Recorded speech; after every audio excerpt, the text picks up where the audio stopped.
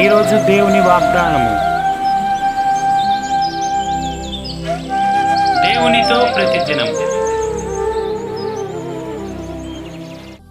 Praise the lord, హల్లెలూయా.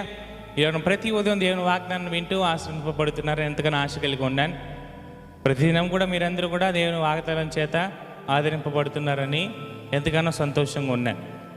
ఈ యొక్క వాక్యాన్ని మనం చూసుకుంటే, ఈ దినం వాక్యాన్ని 2 తిమోతి 2వ అధ్యాయం 7వ వచనంలో దేవుని వాక్యం నాకు సెలవిస్తున్నది.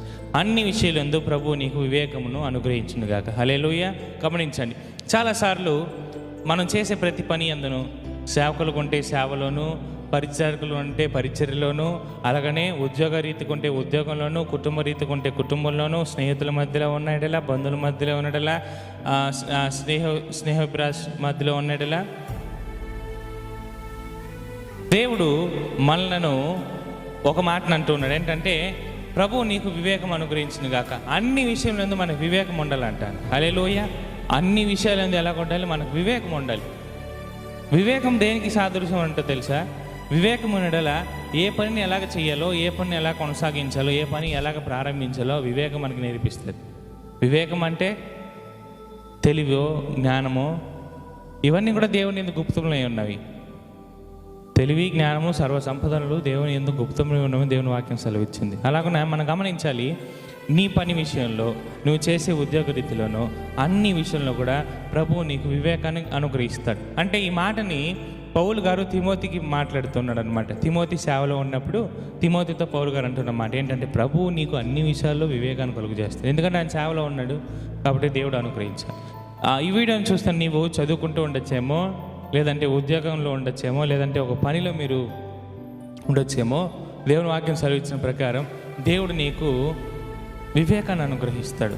దేవుడు నిన్ను ఆశీర్వదిస్తాడు. దేవుడు నిన్ను దీవిస్తాడు. దేవుడు నిన్ను నడిపిస్తాడు. నా ప్రియ దేవుని బిడ్డలారా, గమనించండి, ప్రతి విషయం అందును కూడా మన వివేకాన్ని బట్టి, మన తెలివిని బట్టి పోతే నాశనానికే గురి అవుతుందంట. సామెతల్లో సొలొమోను గారు అంటారు, మన తెలివిని, మన జ్ఞానాన్ని బట్టి వెళ్ళిపోతేనంట అది ఆ మార్గము నాశనానికి తీసుకెళ్తుందంట.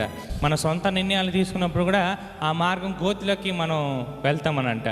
కాబట్టి మన సొంత నిర్ణయాలు, మన సొంత జ్ఞానము, మన సొంత వివేకం కాకుండా దేవుడు మనకి అనుగ్రహించే వివేకం, దేవుడు మనకు అనుగ్రహించే జ్ఞానంతో వెళ్తే ప్రతి విషయం నందు కూడా ప్రభు నీకు వివేకం అనుగ్రహిస్తాడు. అంటే ప్రతి విషయంలో కూడా ఆ విషయాన్ని, ఆ పనిని కొనసాగించి ఆ పనిని కరెక్ట్గా చేయడానికి దేవుడు మనకి వివేకాన్ని దయచేస్తాడు.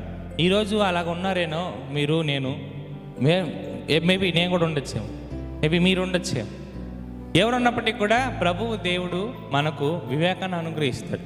మన ప్రతి పని ఎందుకు వివేకాన్ని అనుగ్రహిస్తాడు. వివేకాన్ని అనుగ్రహించినప్పుడు మనం చేసే ప్రతి విషయం అందును కూడా దేవుడే మన తోడుగుని నడిపిస్తాడు. దేవుడే మన తోడుగుని విడిపిస్తాడు.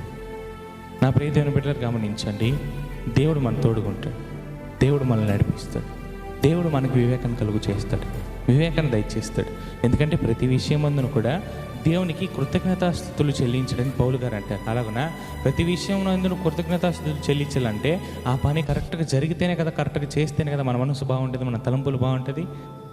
అందుకనే ప్రతి పని యందు, ప్రతి విషయం అందును ప్రభువును మనం ముందు పెడితే ప్రభువు మనకి జ్ఞానాన్ని, వివేకాన్ని అనుగ్రహిస్తాడు. అప్పుడు ఆ పని అందును మనం సఫలీకృతమై ఆ పనిని మనం చక్కగా చేయగలం. కాబట్టి దేవుడి యొక్క వాక్యాన్ని దీవించి ఆశీర్వదించిన గాక.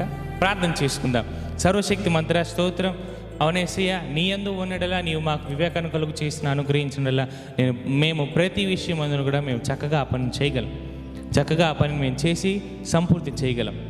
అలాగున నీవు మమ్మల్ని నడిపించండి, నీవు మమ్మల్ని ఆశీర్వించి దీవించండి, నీవే మా తోడుగుని నడిపించండి. సర్వశక్తి మంత్ర స్తోత్రములయ్యా.